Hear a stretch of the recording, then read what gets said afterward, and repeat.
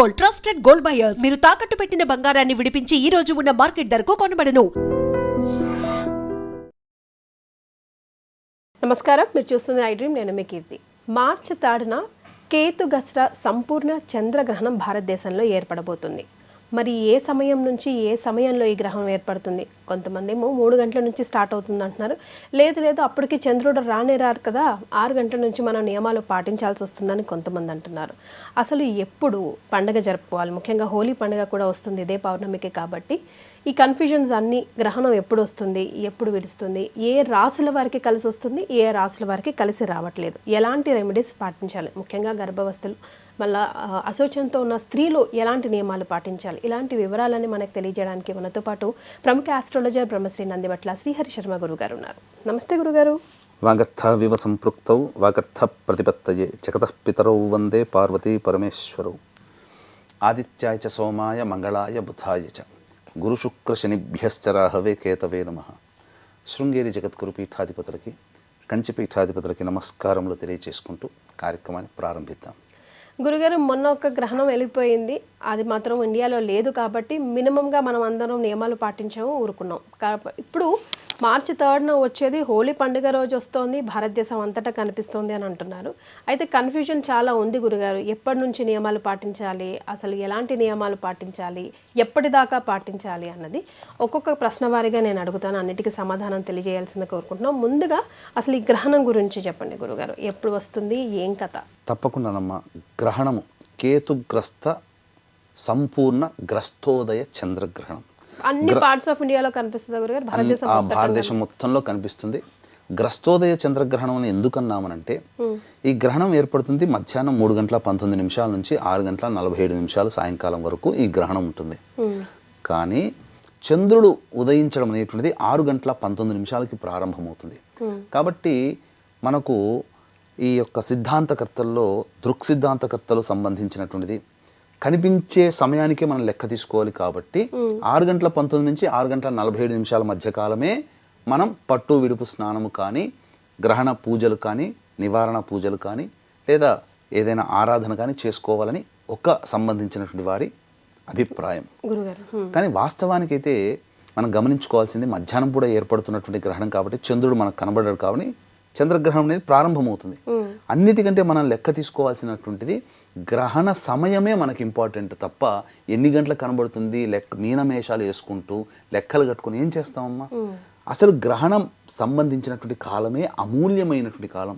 ఎందుకనంటే మనము మామూలుగా ఇంట్లో కూర్చొని శ్రీరామ లేదా ఒక లలితా సహస్రనామము 1000 సార్లు చేస్తే ఎంత ఫలితం వస్తుందో, ఈ గ్రహణ సమయంలో ఒక్కసారి చేస్తే అంత ఫలితం వస్తుంది. అటువంటి కాలాన్ని మనం వినియోగించుకోవాలనే ఆలోచన చేసుకోవాలి తప్ప ఇది లెక్క కాదు, ఈ లెక్కే కరెక్టు, ఇది కాదమ్మా. వాస్తవానికి ఎక్కడైనా కానీ అమెరికా లాంటి దేశాలలో ఈ గ్రహణం కనబడదు. మన భారతదేశంలో కనబడుతుంది. స్విట్జర్లాండ్ దేశాల్లో కొద్దిగా కనబడుతుంది, చైనా దేశాల్లో కొద్దిగా కనబడుతుంది. కాబట్టి మన వాళ్ళు ఎవరైనా ఆయా దేశాల్లో ఉన్న వాళ్ళైతే వాళ్ళకి ఇది వర్తిస్తుంది. మన భారతదేశంలో ఉన్న వాళ్ళకి అందరికీ కూడా వర్తిస్తుంది. కానీ లెక్క ప్రకారం మన యొక్క హైదరాబాదు, ఇతర ఆంధ్ర ప్రాంతము, తెలంగాణ ప్రాంతంలో సాయంకాలం కనబడుతుంది చంద్రోదయం తర్వాత. కాబట్టి ఆ విధంగా లెక్క వేసుకుంటున్నారు. కానీ వాస్తవానికి 3 గంటల 19 నిమిషాలకి ప్రారంభమవుతుంది. కాబట్టి లెక్క తీసుకోగలిగితే 3 గంటల 19 నుంచి ఉపాసనా పరులు. ఇది గ్రహణం అనేటువంటిది ఎవరి కోసము?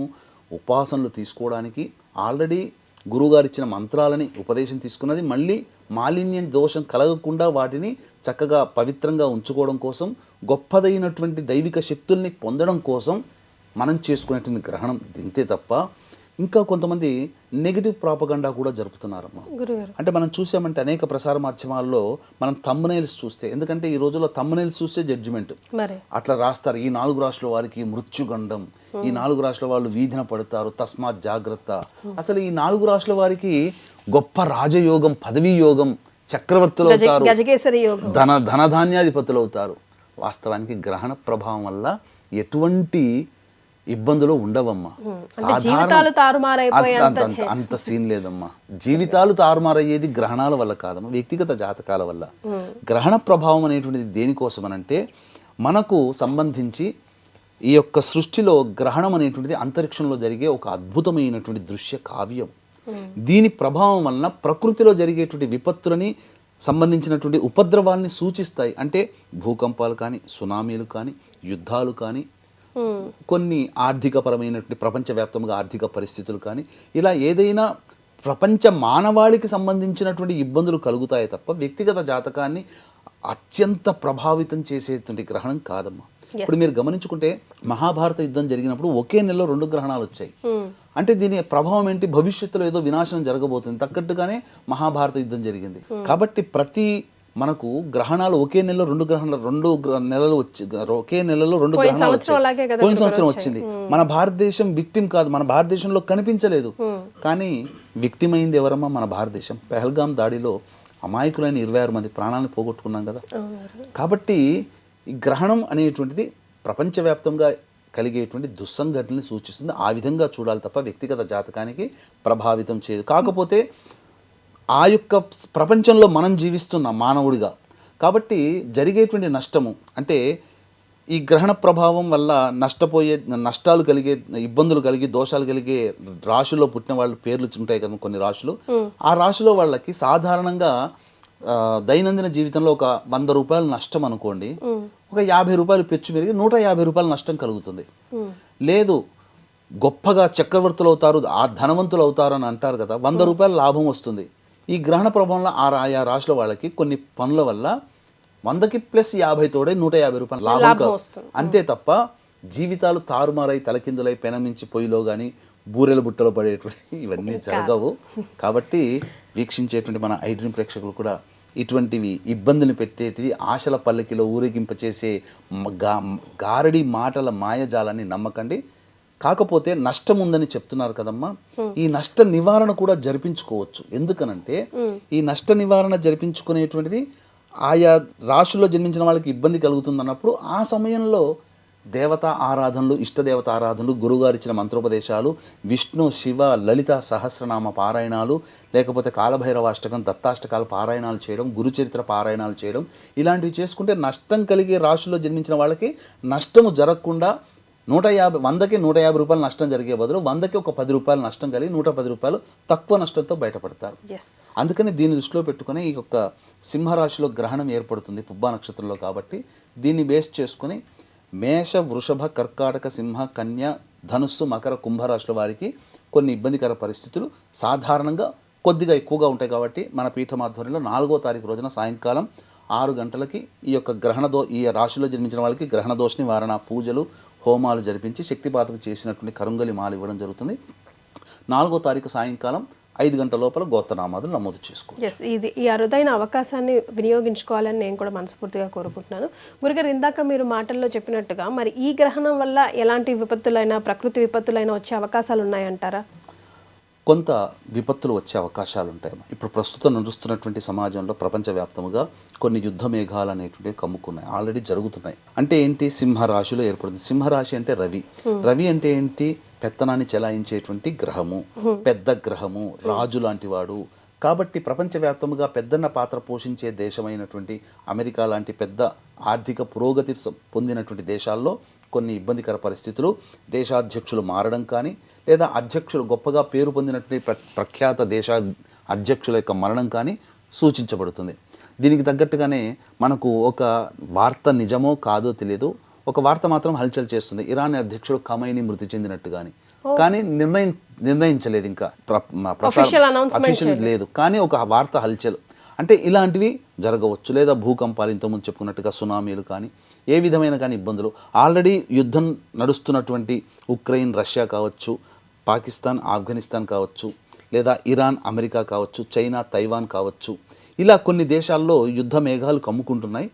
కాబట్టి ఆ యుద్ధ మేఘాలకి తగ్గట్టుగా యుద్ధానికి దగ్గర దాకా వెళ్ళే పరిస్థితులు రావచ్చు. కానీ సంబంధించినటువంటి గ్రహణ ప్రభావం సింహరాశిలో ఏర్పడుతుంది. అగ్నితత్వ రాశి కాబట్టి కాస్త కొంత ప్రపంచవ్యాప్తంగా విపత్తులు వచ్చే అవకాశం భవిష్యత్తులో ఉంటాయి. గురుగారు, మరి ఇప్పుడు కరెక్ట్గా ఏ సమయంలో గర్భిణీ స్త్రీలు కానివ్వండి, లేకపోతే నెలసరి ఇబ్బందులు వచ్చే ఆడవాళ్ళు కానివ్వండి, ఎలాంటి నియమాలు పాటించాలి? ఏ సమయం నుంచి ఏ సమయం వరకు పాటించాలంటారు? ఇప్పుడు ఆశౌచము అని అంటారు. ఆశౌచము అని అంటే మృతాశౌచము, జాతాశౌచము స్త్రీలకి వచ్చేటువంటి ఇబ్బందికర పరిస్థితులు, అంటే ఋతుక్రమం వల్ల వచ్చేటువంటిది. అంటే కుటుంబంలో ఎవరైనా పిల్లలు జన్మించినా జన్మతః దోషం ఉంటుంది ఒక 11 రోజుల వరకు. ఎవరైనా మరణించిన దోషం. ఈ సమయంలో గ్రహణం వచ్చిన వాళ్ళు పూజలు చేసుకోవచ్చా లేదా అని చాలా మందికి చేసుకోకూడదు, అస్సలు పనికిరాదు. నాకు దైవనామస్మరణ చేసుకోవచ్చు, కానీ ఈ యొక్క పెద్ద పూజలు లేదంటే దోష నివారణ కోసం పూజలు చేసుకోకూడదు. మీ ఆధ్వర్యం అంటే వేరే వాళ్ళ ఆధ్వర్యం, మీలాంటి గురువు ఆధ్వర్యంలో అయినా సరే పాల్గొనకూడదు, చేసుకోకూడదమ్మా. తర్వాత ఈ సంబంధించినటువంటి ఈ ఆడవాళ్ళకి ఇబ్బంది వస్తుంది కదా, వాళ్ళు కూడా దేవత ఇండ్లు కానీ తుడవడం కానీ ఇంట్లో తిరగడం కానీ చేయకూడదమ్మా. దేవతా పూజలు చేసుకోకూడదు. గర్భిణీ స్త్రీల విషయానికి వచ్చేసరికి ఎంత టైం వరకు గురుగారు? అంటే ఇప్పుడు గ్రహణం వీడిన తర్వాత ఇప్పుడు ఇల్లు అది దేవుడి గది అది క్లీన్ చేసుకోవాలి కదా, దేవుడి గదికి ఆడవాళ్ళు ఎలాగో అప్పుడు చేసుకోవాలి, సో ఇల్లు కూడా తుడుచుకోకూడదమ్మా. ఆడవాళ్ళకి ప్రవేశం లేదు, ఎందుకంటే ఆ 3 రోజుల పాటు సంతోషంగా ఒక చోట రెస్ట్ తీసుకోండమ్మా అని చెప్పడం. దాని బదులు వాళ్ళ బదులు ఇంట్లో ఉన్నటువంటి పెద్దలు ఇల్లుని శుభ్రం చేసుకోవచ్చు. అయితే గర్భిణీ స్త్రీలు ప్రధానంగా ఇక్కడ ప్రధాన పాత్ర. అంటే చాలామందికి ఉన్నటువంటి ఒక అపోహ ఏంటంటే గ్రహణం వచ్చేసరికి గర్భిణీ స్త్రీలు ఇలా కొయ్యలాగా ఇలా కూర్చోవాలి, ఇంకా ఏ పని చేయకూడదు, గాలి కూడా పీల్చుకోకూడదు అన్నంత కఠినమైనటువంటి నిర్ణయాన్ని చెబుతున్నారు. వాస్తవానికి అటువంటిది లేదమ్మా. ప్రశాంతంగా గర్భిణీ స్త్రీలు ఆనందంగా దైవనామస్మరణ చేసుకుంటే దైవానుగ్రహం వల్ల శుభ గ్రహాల యొక్క స్థితిగతులు ఉన్నప్పుడు సంతానం మంచిగా శుభ లక్షణాలతో సంతానం పొందుతారు. కాకపోతే గర్భిణీ స్త్రీలు అనేటువంటివి ఎందుకు ఈ గ్రహణానికి గర్భిణీ స్త్రీలకి ఎక్కువగా లింక్ వస్తుంది అంటే గ్రహణం మరి వ్యాధితో పుడతారనే ఒక భయం కాదు, వాస్తవానికి జరుగుతున్నాయమ్మా. ఎందుకనంటే గ్రహణం ఏర్పడుతున్నప్పుడు మన గ్రహణం ఏదైనా కానీ మనకు మామూలు రోజుల్లో అంతరిక్షం నుంచి విషవాయువులు మన భూమి మీద రాకుండా అనేక సంబంధించినటువంటి అడ్డుగోడలు ఉంటాయి. ఈ గ్రహణ సందర్భంలో భూమే ప్రధాన పాత్ర పోషిస్తుంది. కాబట్టి భూమి మీదకి డైరెక్ట్గా అంతరిక్షంలో ఉన్నటువంటి విషవాయువులు మన భూమి మీదకి వస్తాయి. కాబట్టి ఈ గ్రహణ సమయంలో ఎక్కడ బయట తిరగకుండా ఎవరు కూడా చర్మరోగ సంబంధమైనటువంటి వ్యాధులు వస్తాయి.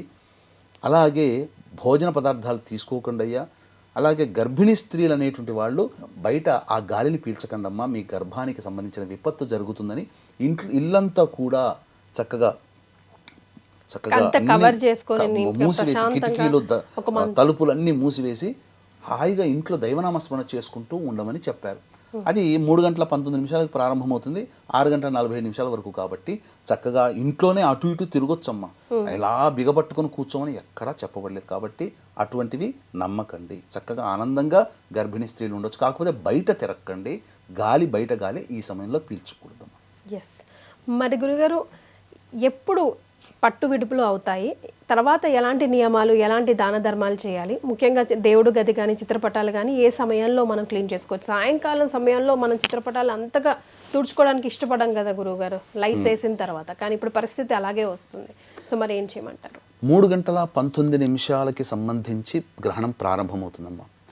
శిష్టాచార సంపన్నులు, ఆచారాన్ని పాటించేవాళ్ళు, దైవ అనుగ్రహాన్ని కోరుకోవాలనుకునే వాళ్ళు, జీవితంలో చేసే ప్రతి పనిలో విజయాన్ని పొందాలనుకొని మంచి జరగాలనుకునే వాళ్ళు ఎవరైనా కానీ గ్రహణం ప్రారంభమవుతుంది. గ్రహణం 3 గంటల 19 నిమిషాలకు ప్రారంభమవుతుంది, సాయంకాలం 6 గంటల 47 నిమిషాలకి విమోచనం అయిపోతుంది, గ్రహణం పూర్తవుతుంది. కాబట్టి పట్టు స్నానం 3 గంటల 19 నిమిషాల నుంచి ప్రారంభం చేసుకొని చక్కగా ఇంట్లోనే చక్కగా ఒక చక్కటి ఆసనాన్ని పెట్టుకొని ఇష్టదేవత ఆరాధన, గురువుగారు ఇచ్చిన మంత్రోపదేశము, లలిత విష్ణు శివ సహస్రనామ పారాయణాలు చేసుకోవడం చాలా మంచిది. అయితే ఇంటికి సంబంధించినటువంటిది మనకు కనిపించే గ్రహణం అనేటువంటిది పట్టు విడుపు స్నానానికి ఆచార నియమాలు లెక్కలో తీసుకోవాలి. కానీ మనకు భారతదేశం వ్యాప్తముగా 3 గంటల 19 నిమిషాలకే ఈ యొక్క గ్రహణం ప్రారంభమవుతుంది. కాబట్టి 3 గంటల 19 నిమిషాల నుంచే ఇంట్లో అన్నీ కూడాను పూజా మందిరంలో చక్కగా తెల్లటి వస్త్రములు దేవతా విగ్రహాలు కానీ చిత్రపటాలు కానీ మనం శుభ్రమైన వస్త్రాన్ని కప్పి ఉంచాలి. ఆ దేవతా విగ్రహాల దగ్గర దర్భపోచలు ఉంచాలి. అలాగే మనం తాగే నీటిలో దర్భపోచలు ఉంచాలి. కూరగాయలు, మాగాయలు ఉంటాయి కదమ్మా, వాటిల్లో దర్భపోచలు, భోజన పదార్థాల దర్భపోచలు, అట్లాగే పూజా మందిరంలో కూడా కొన్ని దర్భపోచలు విగ్రహాల దగ్గర. అన్నిటికంటే మించి ప్రధానంగా మన నట్టింటిలో చతురస్రాకారంగా కానీ షట్కోణం కానీ ముగ్గు వేసి ఆ యొక్క మధ్యలో కొన్ని దర్భ కుచ్చలు గనక పెట్టి ఉన్నట్లయితే ఎక్కడి నుంచి విషవాయువులు వచ్చినా కానీ ఆ యొక్క దర్భలు గ్రహించి ఆ విషవాయువుని విరగుడుగా పనిచేస్తాయి. ఇది అమెరికా వాళ్ళ సైంటిస్టులు చెబితే మనం అప్పుడు పాటిస్తున్నాం. మనం చేసే ప్రతి పూజలో కూడా దర్భ లేనిదే మన పూజ జరగదమ్మా. దేవతా పూజ కానీ పితృదేవతా పూజ కానీ అసలు దర్భ పవిత్రాన్ని పెట్టుకొని కానీ తమిళియన్స్ పూజాది కార్యక్రమాలు చేయరు. ఎందుకు అనంటే దర్భకు ఉన్నటువంటి పవిత్రత అనేటువంటిది దర్భ ద్వారానే వస్తుంది. గురుగారు గడ్డికి దర్భకి డిఫరెన్స్ ఎలా తెలుసుకోవాలి గురుగారు? గడ్డికి దర్భకి ఇది కూడా ఒక గడ్డి జాతిలో ఉన్నటువంటిది. మనకు పూజా స్టోర్లలో కానీ పచారీ షాపులో కానీ దర్భ కట్ట కావాలంటే ఇస్తారమ్మా. ఒక 10-20 రూపాయలు పెడితే ఒక 4-5 వస్తాయి, ఒక 10-15 దాకా వస్తాయి. చక్కగా దాన్ని ఎప్పుడు కూడా వాడుకోవచ్చు అమ్మా, తప్పులేదు. ఇది సంబంధించినటువంటి. కానీ గరికని తీసుకొని దర్భగా పెట్టుకో. గరికని గణపతికి పూజకి ఈశ్వరుని అభిషేకానికి వాడతారు తప్ప ఆయనకి దర్భ వేయకూడదు, ఇప్పుడు గరిక వేయకూడదు. అంతేనమ్మా. రైట్ గురుగారు, మరి ఏ రాసుల వారికి ఏ గ్రహణం కలిసి వస్తుంది, కలిసి రావట్లేదు? ఎందుకంటే సింహరాశిలో వస్తుంది కాబట్టి వీళ్ళకి అస్సలు బాగాలేదు, రకరకాల భయభ్రాంతులకు గురి చేస్తూ ఉన్నారు. చాలామంది కమెంట్ బాక్స్లో చెప్పండి, మాకేంటి ప్రాబ్లం, మాకేం జరగబోతుందని కొంతమంది టెన్షన్ కూడా పడుతున్నారు. సో ఏ రాసుల వారికి గ్రహణం ఎఫెక్ట్ ఉంటుంది, ఉండదు, అసలు ఆ ఎఫెక్ట్ ఉంటుందా? మనం గమనించుకుంటేనమ్మా, చాలామంది ఇప్పుడు ప్రాపగండా తయారైంది. ఏంటంటే గ్రహణం వచ్చిందనంటే కొన్ని రాశుల వారికి మంచి, కొన్ని రాశుల వారికి చెడు సాధారణంగా జీవితంలో జరిగేటువంటిది. చూస్తే ఏమవుతుంది గురుగారు, కొన్ని రాశుల వారు గ్రహణం చూడకూడదు అని కూడా అంటున్నారు. ముఖ్యంగా సింహరాశి ఉంది అందులో. ఈ గ్రహణం అనేటువంటిది దోషయుక్తంతో ఉన్నట్టు కొన్ని రాశిలో జన్మించడం, ఎందుకంటే సింహరాశిలో ఏర్పడుతుంది, పుబ్బా నక్షత్రంలో వస్తుంది. కాబట్టి పుబ్బా నక్షత్రము అనుజన్మతారులైనటువంటి పూర్వాషాఢ భరణి నక్షత్ర జాతకులు, సింహరాశిలో ఉన్నటువంటి అనగా మఖ పుబ్బ ఉత్తర నక్షత్ర జాతకులు ఈ సంబంధించినటువంటి గ్రహణాన్ని చూడకూడదు. చూస్తే ఏమవుతుందనంటే గ్రహణ దోషం అనేటువంటిది ఎక్కువగా ఉంటుంది, అంతే తప్ప ఇంపాక్ట్ ఎక్కువగా ఉంటుంది. ఇప్పుడు మనకు సంబంధించి ఒక వ్యక్తికి ఒక చిన్న ఎగ్జాంపుల్గా మనం తీసుకుందామమ్మా. భయభ్రాంతులకు గురయ్యేటువంటి ఆపరేషన్ చూశాడు అనుకో, భయస్థుడు ఆపరేషన్ చూస్తే ఇంకా భయం పట్టుకుంటాడు. ఇంజక్షన్ ఇచ్చేవాడికి దాని బాధ తెలియచేసే విధంగా బాధ కలిగేటట్టుగా చూపించామనుకోండి, అసలు మందే తీసుకోడు, ఇంజక్షనే తీసుకోడు. అలాంటిది దోషం అనేటువంటిది ఈ రాశిలో జన్మించిన వాళ్ళకి డైరెక్ట్గా దాన్ని చూస్తే ఇంకా దోషం ఎక్కువగా ఉంటుంది. ఇది ఒకటి. ఈ సింహరాశిలో ఏర్పడుతుంది కాబట్టి సింహరాశిని బేస్ చేసుకుని శుభం కలిగేటువంటి రాశులు మొదలు చెప్పుకుందాం. అంటే మిథున రాశి వారికి, తులా రాశి వారికి, వృశ్చిక రాశి వారికి, మీన రాశి వారికి శుభ ఫలితాలు కలుగుతాయి. అశుభ ఫలితాలు ఏ రాశుల వారికి ఉన్నాయో తెలుసుకుందాం. మేషము, వృషభము, కర్కాటకము, సింహము, కన్య, ధనుస్సు, మకర, కుంభరాశిలో జన్మించిన వాళ్ళకి ఇబ్బంది.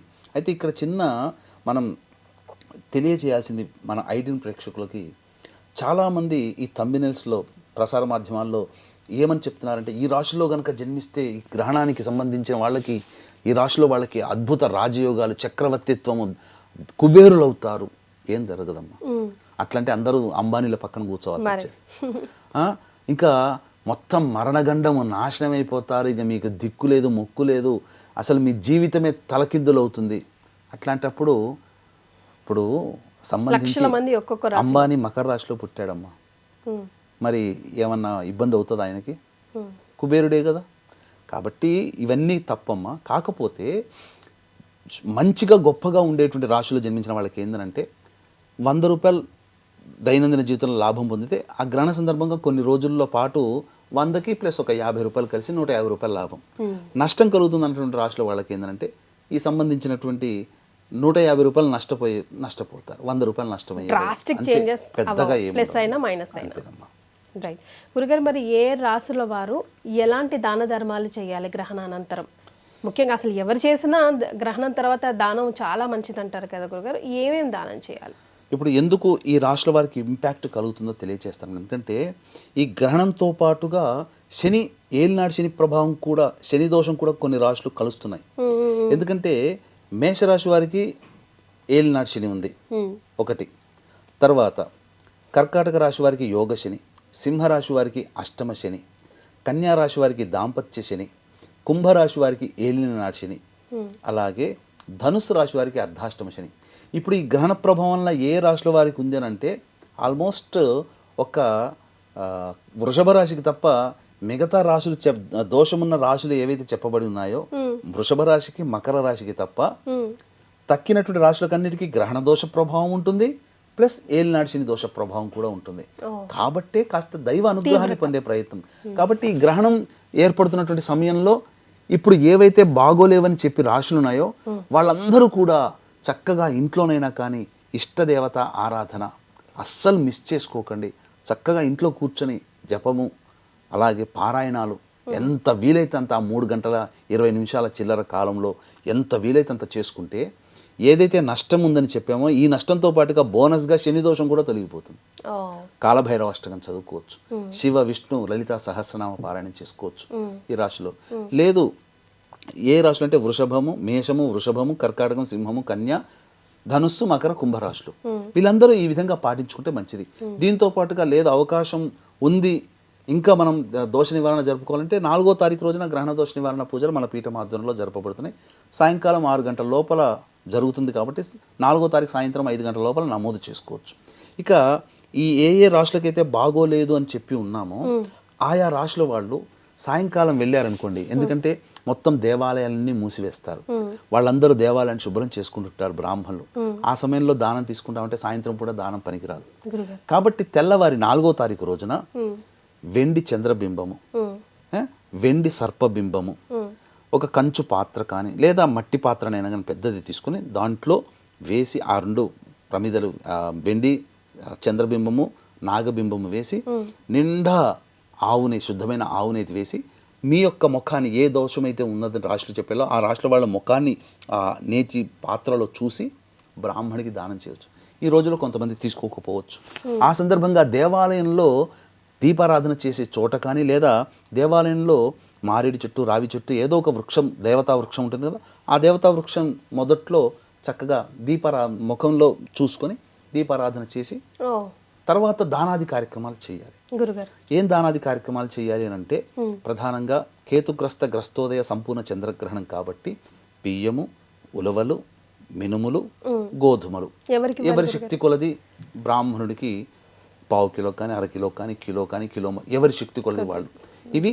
తర్వాత తెల్లటి వస్త్రము, ఎరుపు వస్త్రము మరియు ఏదైనా అన్ని రంగులు కలిసినటువంటి వస్త్రమైనా పర్వాలేదు ఇచ్చి బ్రాహ్మణికి దక్షిణతో సహా ఇచ్చి ఆ దాన సందర్భంగా ఇచ్చేస్తే మంచిది. ఇదే సందర్భంగా ఎక్కువ మంది శని దోష ప్రభావంతో గుడి ఉన్నారు కాబట్టి ఈ యొక్క సంబంధించినటువంటి నల్ల నువ్వులు కూడా దానం చేస్తే మరీ విశేషంగా ఫలితం కలుగుతుంది.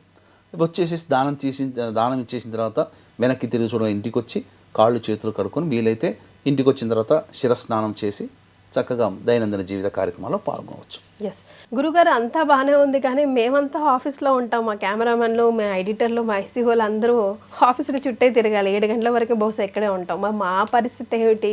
పట్టుబిడుపు స్నానాలు మేము చేయలేము. మాతో పాటు ప్రయాణం చేస్తున్న వాళ్ళు కానివ్వండి, పెద్దవాళ్ళు కానివ్వండి, కొంచెం ఇబ్బందులు పడుతున్న వాళ్ళు కానివ్వండి, వ్యాధులతో ఇబ్బంది పడుతున్న వాళ్ళు, వీళ్ళందరూ స్నానాలు చేయలేని వాళ్ళ పరిస్థితి ఏంటి? షార్ట్ కట్ ఏమైనా మా లాంటి వాళ్ళ కోసం ఉందా? తప్పకుండా. అంటే మనకు ధర్మాన్ని పాటించాలి, శాస్త్రాన్ని అనుసరించాలనే కోరిక ఉంటే చాలమ్మా, భగవంతుడు అన్నీ మనకు నెరవేరుస్తాడు. కాకపోతే దీంట్లో అపాయంలో ఉపాయం అని అంటారు. ఇప్పుడు మీరు అన్నారు, అందరూ కూడా దాదాపుగా అందరూ ఇంట్లో ఉండరుగా ఆ సమయానికి, హాలిడే కాదు ఆ రోజు. పైగా గమనించుకుంటే అందరూ వ్యాపారస్తులు ఉంటారు, మీరు అన్నట్టుగా రోడ్డు మీద ఉండే వాళ్ళు ఉంటారు, పని మీద బయటికి వెళ్ళే వాళ్ళు ఉంటారు, ఆ సమయంలో ఉద్యోగాలు చేసుకునే వాళ్ళు ఉంటారు. వీళ్ళందరికీ ఒక ఏంటంటే చెప్పబడినటువంటిది మనస్ఫూర్తిగా నేను పాటించాలనేటువంటి ఒక ఆలోచన, నమ్మకము. వీటితో పాటుగా ఈ యొక్క 3 గంటల 19 నిమిషాలకి ప్రారంభమవుతుంది కదమ్మా గ్రహణం పట్టు అని, పట్టు స్నానం ఆచరించాలనే భావనతోనే ఉండి శుద్ధమైన జలాన్ని నీటిలో తీసుకొని చల్లుకొని గాయత్రి మంత్రాన్ని 3 సార్లు చల్లుకొని పుండరీకాక్ష పుండరీకాక్ష పుండరీకాక్ష అని 3 సార్లు మొత్తం మన శిరస్సున చల్లుకుంటే స్నానం ఆచరించిన ఫలితం. మళ్ళీ విడుపు సమయంలో కూడా మళ్ళీ నీళ్లు తీసుకొని శుద్ధమైన జలాన్ని తీసుకొని ఎక్కడ ఉన్న హాస్పిటల్లో ఉన్న, బస్ స్టాండ్లో ఉన్న, రైల్వే స్టేషన్లో ఉన్న, ఎయిర్పోర్ట్లో ఉన్న, బిజినెస్ సెంటర్ దగ్గర ఉన్న, రోడ్డు మీద ఉన్న, ఆఫీస్లో ఉన్న నీరైతే దొరుకుతుంది కదా, మంచి ఒక చిన్న 2 వాటర్ బాటిల్, ఒక వాటర్ బాటిల్ 5 రూపాయలు పెడితే ఒక వాటర్ బాటిల్ వస్తుంది చిన్నది, చాలు. కొద్దిగా జలుపుకొని ఉండి ఆ 3 గంటల 19 నిమిషాలకి నేను చక్కగా స్నానం ఆచరిస్తున్నట్టుగానే భావన చేసుకుంటూ చేసుకోవాలి, చల్లుకోవాలి. తర్వాత ఆ 3 గంటల 19 నుంచి 6 గంటల 40 నిమిషాలు ఎప్పుడు ఎక్కడ ఎప్పుడైనా సమయం దొరికింది అని అంటే ఇష్టదేవత నామస్మరణం, అమ్మవారిదో అయ్యవారిదో ఎవరిదో ఒకరిది, వాళ్ళు ఎవరి దేవుని పూజిస్తే ఒక మంత్రం చెప్పండి గురువుగారు.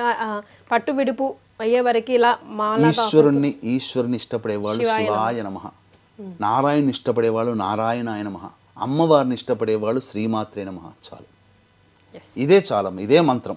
మళ్ళీ 6:47 గుర్తుపెట్టుకొని మళ్ళీ విడుపు స్నానం చేస్తున్నట్టుగా భావన చేసుకొని మళ్ళీ పుండరీకాక్ష గాయత్రి మంత్రంతో 3 సార్లు ఇలా చేసుకుంటే చాలమ్మా. గురుగారు చెప్పేది ఏంటంటే when there is a will there is a way, just search for it and go for it, అంతే కదా గురుగారు? అంతేనమ్మా. గురుగారు, గ్రహణం తర్వాత ఇల్లు తుడుచుకునే విధి విధానం పర్టికులర్గా ఏమైనా ఉందా? ఏ విధంగా తుడుచుకుంటే బాగుంటుందంటారు? పట్టు విడుపు స్నానం అనేటువంటిది చేయాలని చెప్పాం కదమ్మా. ఈ పట్టు విడుపు స్నానంలో కొంతమంది లెక్కల ప్రకారం 6:20 నుంచి 6:47 వరకు, 6:20 సాయంకాలం పట్టు స్నానము, 47 నిమిషాలు విడుపు స్నానం. లేదు మేము పూజ చేసుకుంటాం, దైవతానుగ్రహం, ఆ గ్రహణ సంపూర్ణ సమయాన్ని మేము వినియోగించుకుంటామంటే పట్టు స్నానంగా 3:19 ప్రారంభం చేసి విడుపు అయిపోగానే విడుపు స్నానం చేసి ఈ మధ్యకాలంలో ఇష్టదేవత ఆరాధన చేసుకుంటూ తదనంతరం ఇల్లంతా కూడా శుభ్రపరచుకోవాలి. చక్కగా ఇల్లంతా శుభ్రపరచుకునే విధానంలో మొట్టమొదలు ఇల్లంతా కూడాను చీపురుతో. చిలిపి ప్రశ్న అయినప్పటికీ కూడా ఇది ప్రశ్న గురుగారు. ముందు ఇల్లు శుభ్రం చేసుకోవాలా, దేవుడి గదిని శుభ్రం చేయాలా గ్రహణ అనంతరం? ముఖ్యంగా గ్రహణ అనంతరం మొదలు విడుపు స్నానం అనేటువంటిది చేస్తాం కదా. మనిషి చేసిన తర్వాత ఇల్లంతా కూడాను శుభ్రపరచుకోవాలి ఫస్ట్. తదనంతరం దేవతా చిత్రపటాలు ఇవన్నీ శుభ్రపరచుకోవాలి. ఈ శుభ్రపరచుకునే భాగంగా ఇల్లు శుభ్రపరచుకునేటప్పుడు చక్కగా ఒక బకెట్ నీళ్ళల్లో గళ్ళ ఉప్పు, పసుపు, గంగాజలము ఒక 4-5 చుక్కలు, అలాగే జాజికాయ, జాపత్రి, లవంగము, ఇలాచి పొడి, సుగంధ ద్రవ్యాలు, వట్టివేళ్ళు ఇవన్నీ వేసిన తర్వాత ఒక సుగంధ భరితం కుంకుమ పువ్వు ఇవన్నీ వేసిన తర్వాత చక్కగా ఇల్లంతా తుడిచిన తర్వాత మళ్ళీ ఒక బట్టతో ఇల్లంతా పెట్టుకొని ఉంటే ఆ నెగిటివ్ దోషమంతా పోతుంది.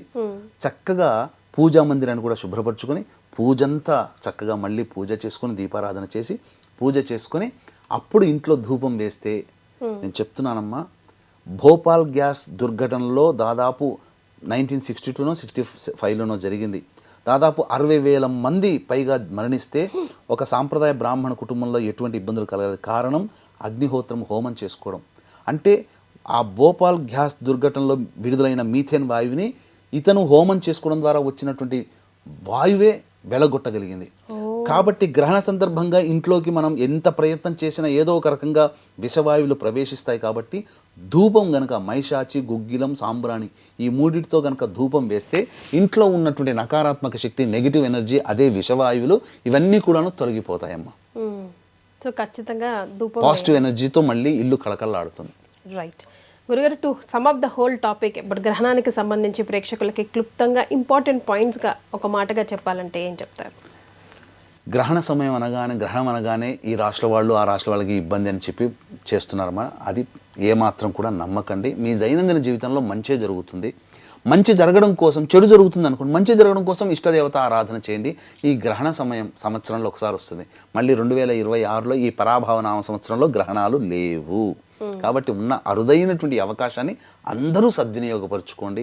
చక్కగా నా దగ్గరే చేసుకోవాలని ఏమీ లేదు. మీకు చుట్టుపక్కల ఎక్కడ బ్రాహ్మణులు ఉన్నా అక్కడ వాళ్ళు చేసే దాంట్లో కార్యక్రమంలో పాల్గొండి. ఎందుకంటే కొన్ని మంత్ర పరిహారాలు బ్రాహ్మణుడి ద్వారానే చేసుకోవాలి, స్వయంగా చేసుకోలేరు. స్వయంగా చేసుకోగలిగేటువంటి పారాయణాలు. కాబట్టి చక్కగా ఇవన్నీ ఇట్లాంటి అవకాశాలని అందరూ సద్వినియోగపరచుకోవచ్చమ్మా. ఎస్. సో గురుగారి పర్సనల్ అపాయింట్మెంట్ కానివ్వండి, గురుగారు చేసే పూజా కార్యక్రమంలో మీరు స్వయంగా పాల్గొనాలంటే కింద స్క్రోల్ అవుతున్న నంబర్కి కాల్ చేస్తే వివరాలు తెలిసిపోతాయి. చాలా సంతోషం గురుగారు, ధన్యవాదాలు. సర్వం Shri Umamaheshwara పరబ్రహ్మార్పణమస్తు. And for more videos, Please subscribe to iDream. Please subscribe to iDream. Please subscribe iDream. And please subscribe to iDream. For more videos, subscribe to iDream. please like, share and subscribe to the channel. Congratulations, iDream. Subscribe to iDream. Subscribe to iDream. So subscribe to iDream Media. iDream team అందరికి huge congratulations. Please subscribe iDream Media. Please subscribe to iDream. Subscribe iDream. Please subscribe to iDream. iDream అంటే నా కళల channel subscribe చేసుకున్న నోరు తిరుగుతలేదు, మీరైతే గంట గుర్తు కొట్టండి. For more such videos, please subscribe to iDream.